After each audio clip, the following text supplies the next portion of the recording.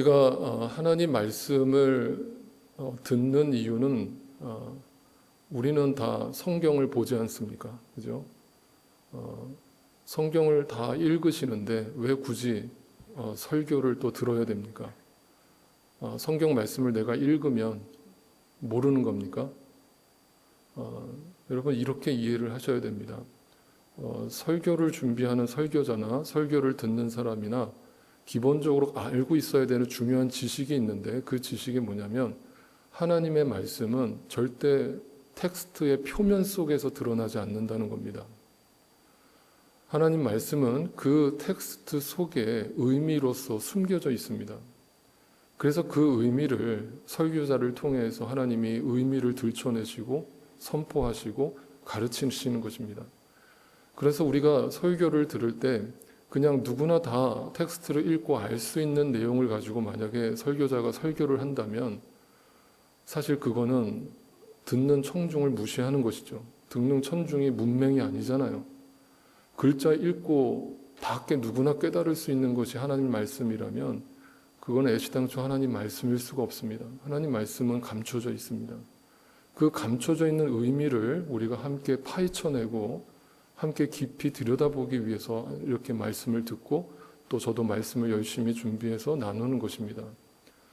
그런 의미로 성경을 읽다 보면 중요한 흐름 한 가지를 발견하게 됩니다. 그 어떤 흐름인가 하면 인간은 구약부터 신약 끝까지 끊임없이 하나님의 뜻과 정반대되는 길을 걸으려고 합니다. 한순간도 예외가 없습니다. 인간은 끊임없이 하나님으로부터 도망치고 하나님으로부터 멀리 가려 합니다. 자신의 상식으로, 자신의 어떤 눈에 보이는 판단으로 하나님의 뜻과 계속해서 멀어집니다. 이게 인간의 역사입니다. 그런데 하나님은 그런 인간을 바라보시면서 노아의 홍수로서 다 쓸어버리겠다라고 후회를 하신 적은 있지만 그 뒤로 다시 그 뜻을 돌이키시면서 그들을 계속 자기를 향해서 도망치는 그 인간들을 향해서 하나님은 계속해서 추적해 오십니다. 그래서 우리가 저 바다 끝에 가서 도망친다 할지라도 거기까지 쫓아와서 우리를 하나님의 백성으로 하나님의 자녀로 삼으시는 것이 하나님의 열심이고 하나님의 역사입니다. 그래서 구원이 뭐냐? 다시 말씀드립니다. 이 시선을 절대 잃지 마십시오. 구원은 절대 인간에게서 나오지 않습니다. 그 구원에 대해서 아무 관심도 없고 의지도 없고 지식도 없는 우리 인간을 향해서 하나님의 열심으로 이루어낸 사건입니다. 그게 구원입니다. 그래서 전적인 하나님의 은혜입니다. 그 은혜를 알아야, 그 은혜를 경험해야, 그 은혜를 체험해야 그 은혜 속에서 살게 되어 있고 그 사람을 우리는 신자라고 하고 크리스찬이라고 하고 교회라고 합니다.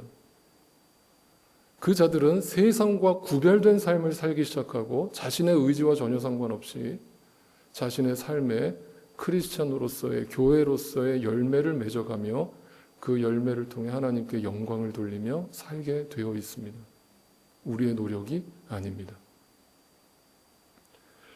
그런 의미로 오늘 누가복음의 말씀도 그 관점에서 다시 한번 들여다보겠습니다. 인간은 어떻게 열심히 그 하나님의 뜻으로부터 도망치려 하는가를 보셔야 되고 또 하나의 시선은 그럼에도 불구하고 하나님은 하나님의 그 열심은 어떻게 해서 그 지독한 고집스러운 인간을 끊임없이 추적해 오시는가를 오늘 본문을 통해서 확인하셔야 됩니다. 먼저 누가복음 18장을 끝내면서 18장의 내용을 한번 정리해보고 넘어가겠습니다. 이 내용을 명확하게 이해를 하셔야 그 19장의 내용이 이해가 되실 거기 때문입니다. 자, 18장의 내용은 정리하면 누가복음 18장의 내용은 예수님의 아주 비판적인 부정적인 질문 하나로 시작이 됐죠. 어떤 질문이었습니까? 내가 다시 올 때에 세상에서 믿음을 볼 수 있겠느냐라는 질문으로 18장이 시작됐습니다. 그리고 나서 다음 이야기가 9절부터 14절까지 바리새인과 세리의 기도 내용을 증거하면서 바리새인은 자신에게 믿음이 있다, 나는 의로운 자다, 나처럼 기도해라, 나처럼 신앙생활해라 라는 자기 확신을 갖고 있었지만, 세리는 반대로 자신에게 확신이 없었고 자신 안에 믿음 없음을 고백하면서 자신의 철저한 죄인됨을 주님 앞에 고백하면서 은혜와 자비와 긍휼을 구하는 기도를 드렸습니다. 예수님은 그 세리의 기도를 칭찬하셨습니다. 두 번째 내용은 제자들이 예수님께 나오는 어린아이들, 신생아들을 가로막으면서 어디 예수님 말씀하시는데 어린애들이 기웃거려 라면서 그 어린아이들을 쫓아내는 장면으로 시작됩니다. 그런데 예수님께서 그 어린아이들을 내게 허락하라 하시면서 그 어린아이와 같지 아니하면 천국에 들어가지 못한다라는 말씀을 주셨습니다. 다시 말하면 제자라고 하는 사람들, 예수님을 3년 동안이라 다 버리고 쫓았다라고 하는 그 제자들은 오히려 진리로 나오는 자들을 거부하고 못 오게 하고 가로막고 그들에게 걸림돌이 되고 있는 모습을 보여주죠. 마치 베드로가 예수님이 십자가 행을 예언하시자 절대로 그런 일은 일어나면 안 됩니다라면서 자신은 절대로 그걸 눈뜨고 볼 수 없습니다. 예수님을 제가 지켜내겠습니다 라면서 호언장담했던 그 베드로의 모습과 동일합니다. 그러면서 예수님이 겟세마네 기도를 마치시고 붙잡히시던 그날 밤에도 베드로가 칼을 뽑아서 그 말고의 귀를 잘라버리는 뭐예요? 예수님이 가시는 길을 방해하고 저지하는 그런 우리의 모습을 보여주죠. 스스로 의인이라고 생각하는 자입니다. 마지막 이야기는 부자 청년의 이야기가 등장하면서 그 부자 청년은 어떻게 해야, 내가 뭘 해야 영생을 이룰 수 있습니까? 라면서 자신 안에 율법을 어릴 때부터 지켜왔고 완벽하게 지켰고 내가 구원 못 받으면 누가 구원받겠습니까? 라면서 자신의 의의를 드러냈지만 예수님은 너의 모든 소유를 다 가난한 자들에게 나눠주고 나를 쫓으라 라는 그 말에 부자 청년은 도망쳤습니다. 그런데 우리가 지난주 묵상한 대로 앞을 보지 못하는 소경, 자신을 불쌍히 여겨달라면서 주님 앞에 엎드린 소경은 주님의 은혜를 입고 구원을 얻게 되었습니다. 그럼 무슨 이야기를 하고 있는 겁니까?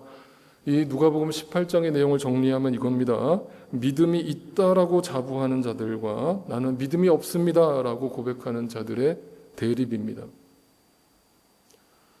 라면서 믿음이 있다라고 자기 확신 속에 믿음을 고백하고 있는 자들은 바리새인, 제자들, 부자 청년의 모습으로 나타났고, 저는 믿음이 없습니다. 나는 아무것도 못합니다. 아무 지식도 없습니다. 주님의 은혜가 아니면 나는 아무것도 아닙니다. 라면서 주님 앞에 엎드렸던 세리와 어린아이들과 소경인 자들의 이야기를 대비해서 우리에게 들려줍니다.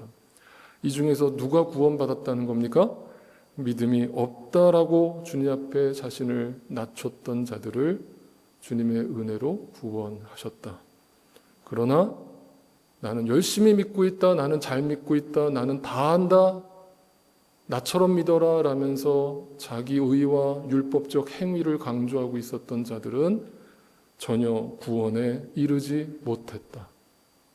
오늘날 수많은 사람들이 교회 안에 있지만 넓은 길을 가고 그들은 구원과 전혀 상관없는 종교 생활을 이어가고 있지만 그 중에 진짜 하나님의 은혜를 아는 자들, 진리를 아는 자들은 자기를 낮추며 주님 앞에 자신의 무지함과 무능력함과 자신의 죄인됨을 날마다 고백하며 오직 그 십자가의 은혜만을 구하며 나아가는 자들, 그 자들을 주님께서 구원하신다.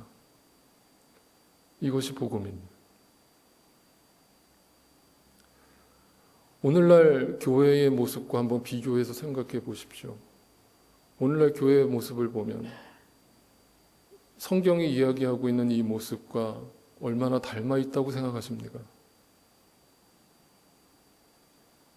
교회가 힘을 자랑하고 믿음을 자랑하고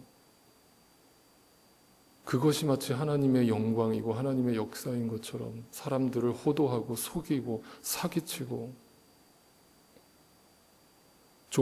기독교 카르텔을 만들어 놓고 정치와 손을 잡고 이 세상 권력을 탐하는 자들이 기독교 종교 지도자들을 자처하는 우리는 그런 현실을, 이 마지막 시대를 살아가고 있는 겁니다. 우리 자신도 다 그 바리새인과 같이 예수님의 십자가행을 가로막았던 그 베드로처럼, 또 그 부자 청년처럼 여전히 내 지식과 내 의와 내 행위로서 뭘 해보겠다라고 했던 모든 지난 과거의 삶들 돌이켜보면서, 그것도 다 근거 없고 의미 없다라고 말할 수는 없지만 그것도 탕자의 삶이었지만, 만약에 여러분 안에 내가 세리고 내가 어린아이고 내가 소경이었습니다 라는 고백이 절로 나온다면 그것이 은혜인 줄 아시기 바랍니다. 그런데 끊임없이 인간은 이런 진리를 거부하고 세상에서 약한 자는 소외되고 약한 자는 무시당하고 약한 자는 버림받기 때문에 약한 척하지 말고 없는 척하지 말고 있는 척이라도 해야 된다 라면서 하나님의 뜻과는 정반대되는 길로 가고 있는 것이죠. 그렇게 살아가는 인간들을 향해서 주님이 쫓아 들어오시죠. 오늘 본문 1절을 보겠습니다. 19장 1절입니다. 예수께서 여리고에 들어가셨다. 영어로 보면 He entered Jericho라고 되어 있습니다. 예수님께서 일부러 여리고로 들어가셨음을 강조하는 구절이에요. 그럼 그 여리고의 의미가 무엇인가를 또 파헤쳐 보겠습니다. 그냥 문자 그대로 읽으면 예수님이 여리고 가셨나 보다, 아무 의미 없습니다. 그렇게 성경 읽으시면 안 됩니다.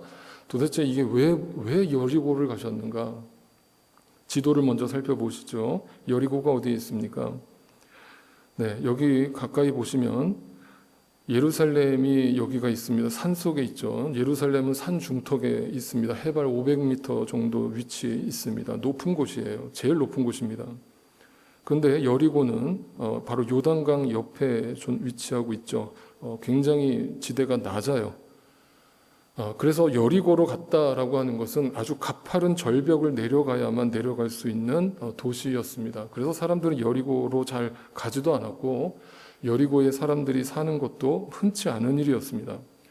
그런데 성경에서 여리고라고 하는 도시는 중요하죠. 구약에서 어떤 도시로 등장을 합니까? 이스라엘 백성들이 출애굽을 해서 40년 광야 생활을 마치고 드디어 하나님이 약속하신 가나안 땅을 향해 들어가는데 제일 먼저 어디에 도착했습니까? 그 가나안 땅 동쪽에 도착을 했어요. 그런데 이제 하나님이 약속하신 가나안 땅은 어디예요? 동쪽이에요? 서쪽이에요? 네, 서쪽입니다. 그 서쪽으로 가려면 어디로 들어가야 됩니까? 요단강을 건너서 가장 먼저 통과해야 되는 도시가 어디예요? 그 도시가 여리고예요. 이 여리고에 어떤 성이 존재하고 있었습니까? 네, 여리고 성이 있었습니다. 그 여리고 성은 성경에서 뭐라고 기록하고 있습니까? 네, 쉽게 함락시킬 수 있는 성이었습니까? 아니었습니다. 아주 난공불락의 요새였습니다. 철옹성과 같은 요새였습니다. 그림으로 보여드리면 제가 성경 공부 때 다 가르쳐 드렸던 내용들입니다. 이런 식으로 생겼습니다. 언덕 위에 성을 짓고 그 가파른 언덕에다가 2개의 담벼락을 지었는데, 성벽을 지었는데 그 성벽의 높이가 맨 외곽에 있는 성벽이 5m, 안쪽에 있는 그 성벽이 8m의 성벽을 쌓았습니다. 그러니까 이중으로 성벽을 쌓았죠. 그런데 당시 남자들의 평균 키가 140cm밖에 되지 않았습니다.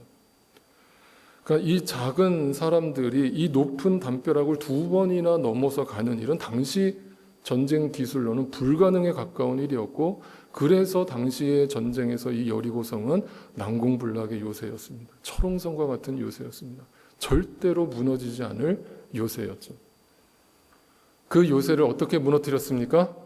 인간이 돌을 던져가지고 무너뜨렸습니까? 망치질을 했습니까? 네, 불화살을 쐈습니까? 아니죠. 네, 제사장들이 7바퀴를 돌았을 때 나팔을 불자 그 나팔 소리를 듣고 백성들이 일제히 큰 소리로 외쳤을 때 그 철옹성과 같은 성벽이 무너져 내렸습니다. 그리고 백성이 일제히 성으로 진격해서 그 여리고성을 점령했습니다. 의미는 무엇입니까? 그냥 하나님이 전쟁에서 이기게 해주셨다는 뜻입니까? 그럼 아무 의미 없다고 그랬습니다. 여리고성의 의미는 뭡니까? 이 세상을 상징하죠. 하나님 나라에 들어가기 위해서 반드시 통과해야 되는 자기 자신을 의미합니다. 여러분, 우리가 다 여리고성이에요. 우리가 하나님의 말씀이 들어오는 것을 거부하고 철옹성을 지어놓고 끊임없이 고집스럽게 하나님의 말씀을 거부하고 있는 나아가 바로 여리고성입니다. 그 여리고성을 어떤 방식으로 무너뜨리셨습니까? 하나님의 말씀에 순종하는 모습으로 무너뜨리셨죠. 하나님의 말씀이 무너뜨렸죠. 이것을 갖다가 고린도 후서에서 사도 바울이 이렇게 해석을 하죠. 싸움에 쓰는 우리의 무기는 육체의 무기가 아니라 하나님 앞에서 견고한 요새라도 무너뜨리는 강력한 무기입니다. 우리는 궤변을 무찌르고 하나님을 아는 지식을 가로막는 모든 교만을 쳐부수고 모든 생각을 사로잡아서 그리스도께 복종시킵니다. 다시 말하면 여러분의 그 고집스러운 하나님의 뜻과 정반대대로 살아가는 여러분의 삶을 누가 무너뜨립니까? 예수 그리스도가, 하나님의 말씀이, 성령 하나님이 그 벽을 무너뜨리십니다. 그래서 이 여호수아가 이스라엘 백성들을 이끌고 가는 모습을 여러분 뭐라고 해석해 드렸습니까? 구약의 조슈아라고 하는 이 단어는 헬라어로 누가 됩니까? 네, 지저스가 되는. 그러니까 여러분 문자 그대로 성경을 읽으면 돼요, 안 돼요? 안 되는 거예요. 그냥 하나님이 전쟁에서 이기셨다는 얘기를 하고 있는 게 아닙니다. 우리가 여리고성이고 우리가 그 철옹성과 같은 성벽을 쌓아놓고 끊임없이 진리의 말씀을 거부하고 앉아있던 우리가 그런 존재들입니다. 스스로 의로운 척하면서 윤리적인 척하면서 깨끗한 척하면서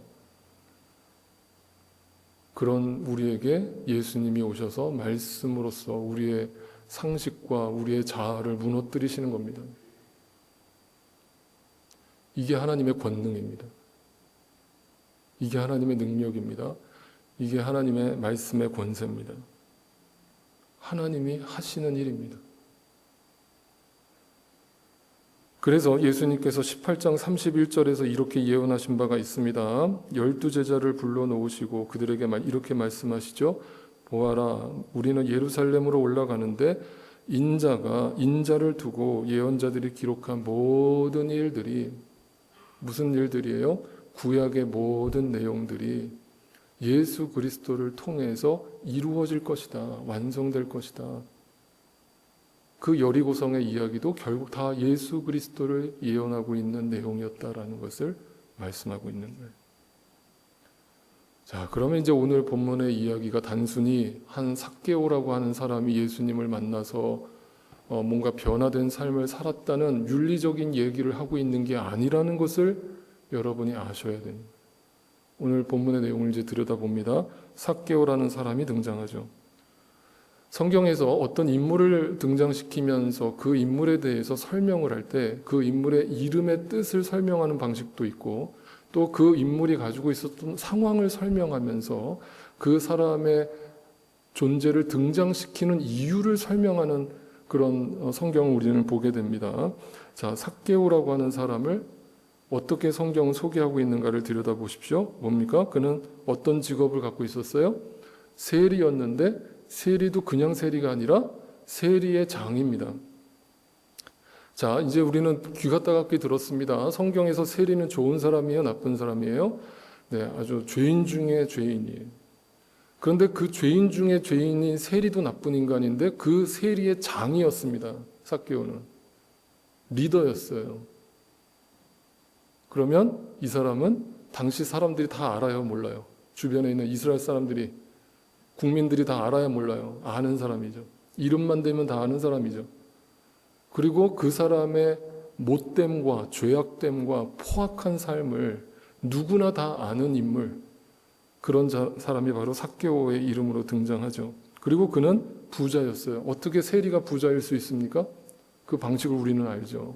국민들의 혈세를 뜯어먹는, 국민들을 로마에 팔아넘기고 자기는 그 중간에서 이득을 취한 자였기 때문에 불의한 방법으로 부자가 되었어요. 그리고 또 하나의 특징은 뭐예요? 그는 키가 작았습니다. 자, 이것을 일단은 문자 그대로 해석을 했을 때 그는 죄인 중에 죄인이었던 세리장이었고, 그리고 못된 방식으로 돈을 갈취하던 부자였고, 또 키가 작은 사람이었다. 도대체 그러면 성경이 굳이 왜 이 사람이 이런 사람이라는 것을 이렇게 자세하게 소개하고 있을까? 이 의미는 도대체 뭘까? 그 안을 또 파헤쳐 보자는 거예요. 앞에 18장의 내용과 연결됩니다. 어떻게 연결됩니까? 아까 뭐라고 그랬습니까? 믿음이 없다라고 말하는 자들의 모습이 18장에서 어떻게 드러났다고요? 세리의 모습으로, 부자의 모습으로, 어린아이는 뭐예요? 작은 자를 말하잖아요. 작은 자. 소경인 자, 소경이에요. 왜? 삭개오는 키가 작아서 예수님을 보고 싶어도 볼 수가 없어요. 그래서 자기의 인간적 노력으로 뽕나무, 이전 번역에선 뽕나무라고 번역했는데 잘못된 번역이죠. 정확한 번역은 돌무화과 나무입니다. 돌무화과 나무 위에 올라가서 예수님을 보려고 애를 썼어요. 그러니까 자신은 예수님을 볼 힘이 없다라는 것을 증명하죠. 근데 그냥 세리도 아니고 세리장이었다. 그 인물이 누구냐? 삭개오다.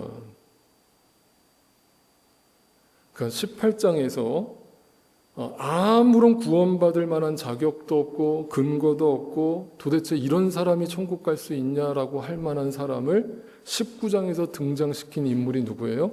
그 사람이 삭개오예요. 그러면 여기서 이 삭개오가 누구예요? 아까 구약에서 얘기했던 그 여리고성에 살고 있던 삭개오는 그 여리고 성 자체를 대표하는 죄인의 대표로서 등장하고 있는 거예요. 저와 여러분의 모습인 겁니다. 그런 삭개오에게 누가 다가가셨습니까? 예수님이 다가가셨습니다. 잘 보세요. 이 본문에서도 삭개오가 예수님께 다가갔습니까? 아니죠. 네, 분명히 수많은 무리가 있었고 수많은 군중에 둘러싸여 있었는데도 불구하고 예수님이 그 무리를 뚫고 삭개오가 돌무화과 나무 위에 올라가 있는 것을 보시고는 그에게 다가가셨습니다. 그리고는 뭐라고 부릅니까? 그의 이름을 부르시죠. 어떻게 예수님은 삭개오의 이름을 알고 계셨습니까? 전부터 알았습니까? 몰랐죠. 예수님은 부자의 이름은 성경에 기록하지 않았지만 거지 나사로의 이름은 성경에 기록해 놓은 것처럼 오늘도 주님 앞에 자기가 아무것도 아님을 고백하고 죄인됨을 고백하고 엎드린 자들의 이름을 주님은 오늘도 기억하시는데 그것은 주님께서 이미 선택해 놓은 자들이기 때문입니다. 그래서 주님은 그의 이름을 부르시면서 그에게 다가오셨습니다. 그리고서 하신 말씀이 제일 먼저 하신 말씀이 뭐예요? 내려오라는 거예요. 그러면 이 말의 의미도 뭐겠어요? 그냥 단지 나무 위에서 내려오라는 뜻이 아니겠죠. 그 나무는 뭘 상징하겠어요? 여리고성과 같이 자신의 노력과 의지로서 예수님을 보겠다라고 그 위에 올라가서 열심히 보려고 믿어보려고 막 애를 쓰고 있는, 그러면서 부자와 어떤 세리장, 이 세상 권력을 누리고 있는 그 모습은 절대 내려놓을 생각이 없는 상태로 그냥 예수님만 보고 싶어서 인간적 방법으로 올라가 있는 우리의 무지함과 우리의 믿음 없는 삶 전체를 대변하는 위치를 말합니다. 그곳에서 내려오라는. 하나님을 대적하고 하나님을 업신여기고 하나님의 뜻과는 정반대로 살던 그 바벨탑에서 내려오라는 겁니다. 그 우상에서 내려오라는 겁니다. 그리고 나서 하시는 말씀이 뭡니까? 오늘은 내가 네 집에 묵어야 하겠다. 그러면 역시 이 집도 생각해 보십시오. 일단은 문자 그대로 생각해 보면 여러분, 삭개오의 집에 누군가 초대를 받은 적이 있었겠습니까? 없었겠습니까? 없었죠. 그 집에 갈 이유가 전혀 없죠. 네, 죄인 중에 죄인 아닙니까? 죄인 중에 괴수 아닙니까? 누가 삭개오 집에 놀러 왔겠습니까? 친구도 없고 이웃도 없어요. 아무도 그 삭개오 근처 얼씬도 안 합니다. 저 못된 인간 하면서 뒤에서 손가락질만 합니다. 그런 삭개오의 집에 예수님이 들어갔다는 것의 의미는 뭡니까? 네. 자, 성경에서 이 집이라고 하는 단어가 등장할 때는 항상 우리의 마음의 성전을 생각하시면 좋겠어요. 이게 골방이거든요. 나와 하나님과 마주하는 골방이거든요. 그런데 이 삭개오의 골방은, 삭개오의 성전은 기도하는 집입니까? 강도의 소굴입니까? 강도의 소굴이에요. 강도의 소굴이 되어 있는 그 성전에 예수님께서 들어가시겠다라고 의지를 표명하시면서 그 안에 들어가셔서 뭘 하시는 거예요? 네, 그 성전을 청결하게 하시는 겁니다. 그 강도의 소굴을 기도하는 집으로 바꿔놓으신 거예요. 그 견고한 여리고 성과 같았던 삭개오의 마음속에 주님이 말씀으로 들어가셔서 그 성벽을 다 무너뜨리시고 그 안에 하나님 나라를 선포하시는 것입니다. 그러니까 어떤 일이 벌어집니까? 그 주님을 기뻐하면서 받아들입니다. 이것은 삭개오의 의지입니까? 아닙니다. 말씀이 허락된 자, 믿음이 허락된 자가 따라서 나오는 자연스럽고 능동적인 행동입니다. 그래서 제가 늘 말씀드리죠. 내가 절대 구원받을 만한 자격이 없고 나한테 그런 믿음이 존재하지 않았는데 내 안에 어느 날 그 믿음이 들어왔고 그 은혜로 구원받았다라는 그 믿음이 내 안에 생겼다라고 고백한다면 어떤 행동이 따라오겠습니까? 여전히 구원받았다라고 하는 사람이 여전히 삭개오처럼 이 세상의 욕망을 부리면서 이 세상의 방식대로 세상의 가치관대로 살겠습니까? 그럴 수 없죠. 반드시 구원의 열매로서 변화가 따라온다고 그랬죠.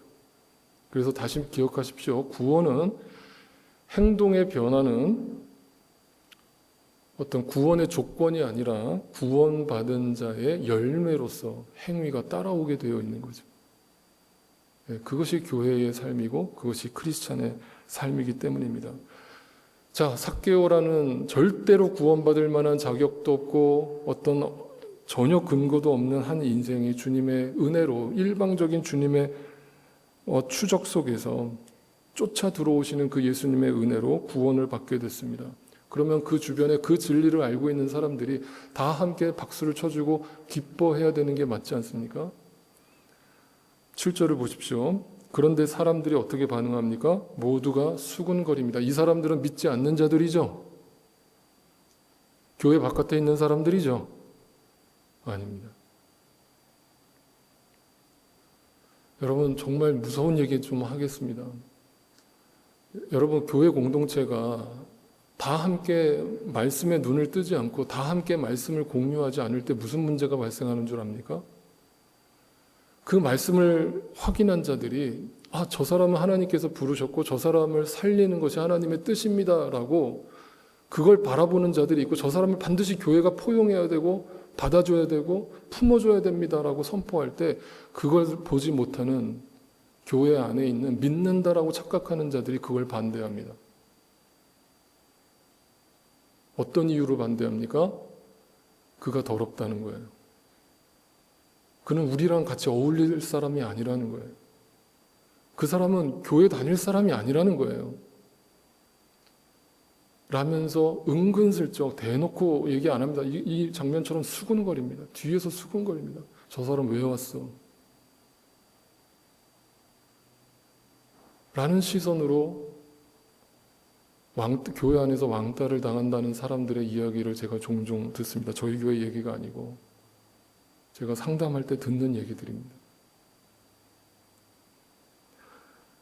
여러분, 이런 얘기를 들을 때 보십시오. 이 사람들이, 이 유대인들이 하나님을 누구보다 열심히 믿는다는 사람들이 왜 죄인 한 사람이 그 하나님의 일방적인 은혜 속에서 구원을 받았는데 그것을 함께 기뻐해 주지 못하고 그것을 뒤에서 수군거리고 그것을 비판하고 있을까?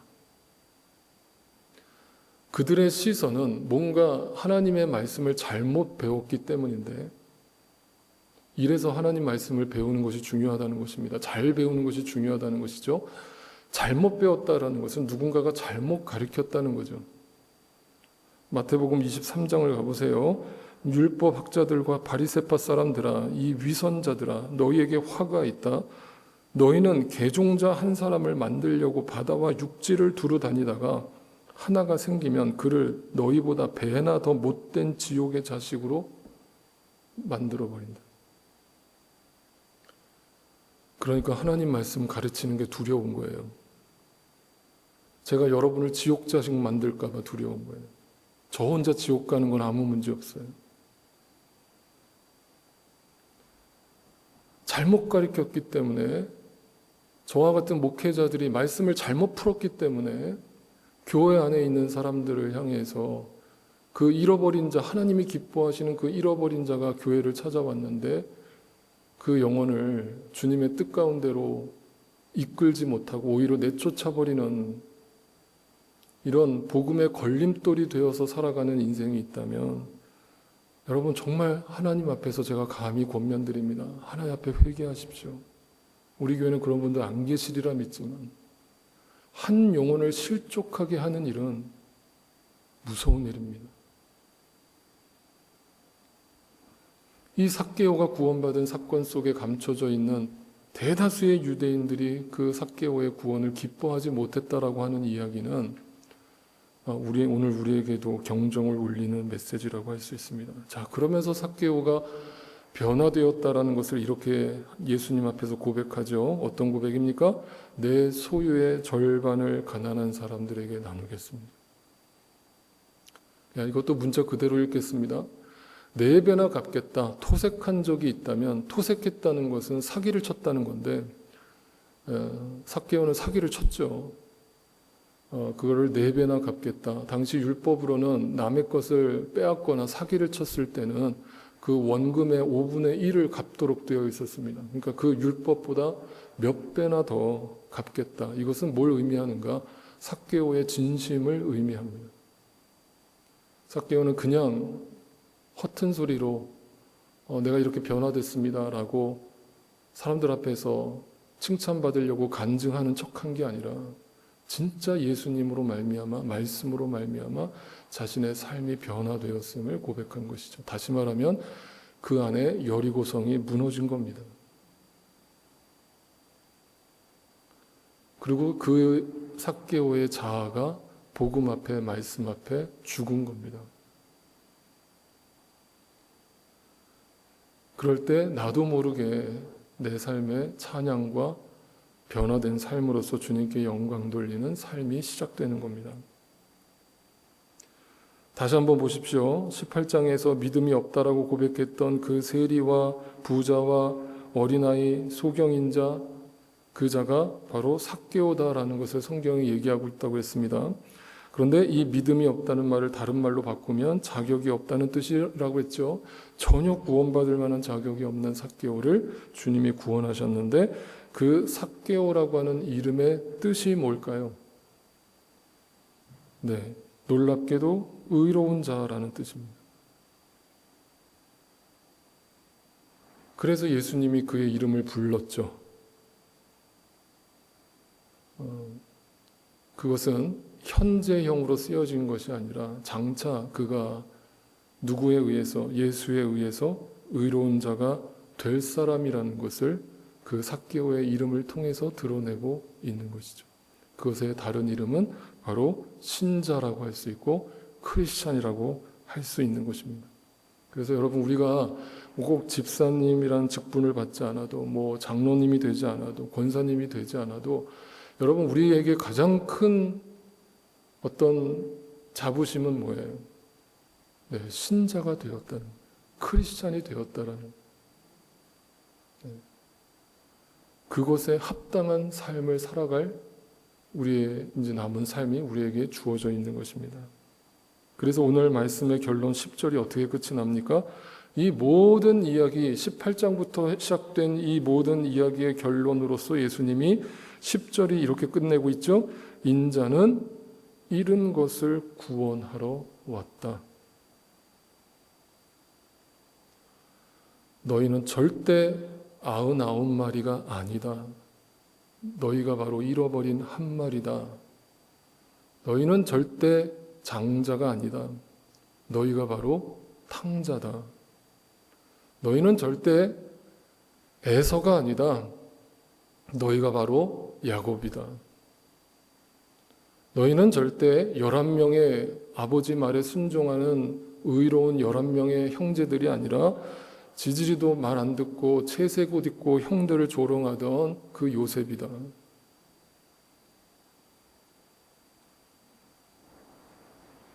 우리는 당시 예수님 당시에 학식 있고 명망 있고 권위 있고 똑똑한 사람들과 달리 예수님의 12제자로 뽑혔던 지지리도 가난한, 지지리도 무식한 갈릴리 어부, 사람들한테 손가락질 받는 세리, 창녀,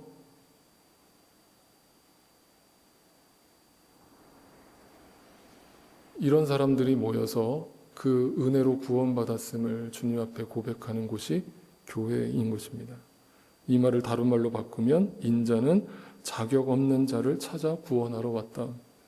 인자는 약한 자를 찾아 구원하러 왔다. 인자는 죄인을 찾아 구원하러 왔다. 마지막으로 이 말씀을 드립니다. 여러분의 삶에 하나님이 축복으로서 고난을 선물하실 때 그 고난을 통해서 나의 삭개오됨을, 나의 아무것도 아님을, 자격 없음을 보게 되신다면 그것이 하나님이 여러분을 부르시는 강력한 초대라는 것을 분명히 기억하시고 그 부르심에 더 이상 고집 부리지 마시고 그곳에서 내려와서 주님이 바로 여러분의 성전에 들어가서 그 성전을 청결케 하실 수 있는 유일한 분이심을 고백하면서 여러분의 마음의 성전을 기도하는 집으로 바꾸실 수 있는 은혜가 여러분 가운데 있게 되기를 간절히 소망합니다. 기도하겠습니다. 주님, 이 유한한 세상을 살아가는 동안에 때로는 눈에 보이는 세상이 전부인 줄 알고 열심히 산다는 명목하에 지나친 욕심도 부려봤고 때로는 늘 남과 비교하는 열등감과 누군가로부터 일방적으로 당한 도망칠 수 없었던 깊은 상처도 받아봤고 그래서 한 섞인 눈물도 흘려봤고 때로는 내가 꽤 괜찮은 사람인 줄 알고 너스레도 떨어봤고 때로는 내 눈에 들보는 보지 못하고 남의 눈에 티끌을 보면서 신랄하게 비판도 해봤고 때로는 이 세상에서 영원히 살 것처럼 수많은 시간과 세월을 허비하며 낭비하며 살아봤습니다. 주님, 이것이 우리의 모습이고 이것이 성경이 날마다 거울로서 나를 비춰주는 죄된 인간의 실체임을 다시금 주님 앞에서 고백합니다. 주님, 바로 우리가 소경이었고 우리가 율법의 행위와 자아로서 가득한 부자였고 죄인 중에 괴수 세리장이었고 우리가 삭개오였습니다. 우리가 여리고성이었습니다. 그렇게 자격 없고 무능력하며 무지한 삭개오에게 먼저 다가오셔서 그의 이름을 부르시며 그곳에서 이젠 내려오라고 하시는 주님, 그리고 아무에게도 보여준 적 없는 내 영혼의 골방에 들어오셔서 강도의 소굴이 되어버린 곳을 기도하는 집으로 바꾸어 주시는 주님, 그 은혜를 찬양합니다. 이제는 그 받은 은혜에 썩히지 말고 묵히지 말고 흘러 넘치게 하셔서 내 이웃에게로 흐르게 하시고 내 사랑하는 가족과 이웃들에게 이 기쁜 소식을 삶으로 복음으로 전하며 나누며 행하며 살게 도와주십시오. 우리를 구원하신 우리 구주 예수 그리스도의 놀라우신 이름으로 간절히 기도드립니다. 아멘. 다 자리에서 일어나셔서 마지막으로 함께 전해드리겠습니다.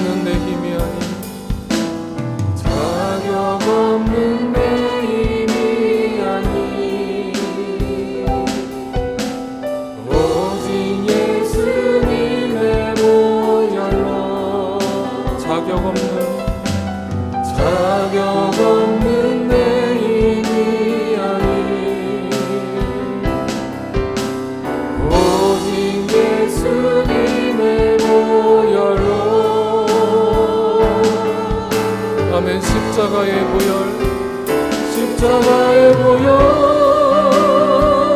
완전하신 사랑 힘입어 나갑니다.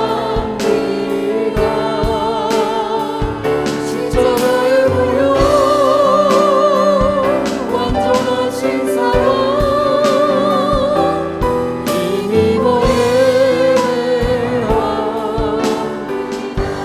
자격 없는 내 힘이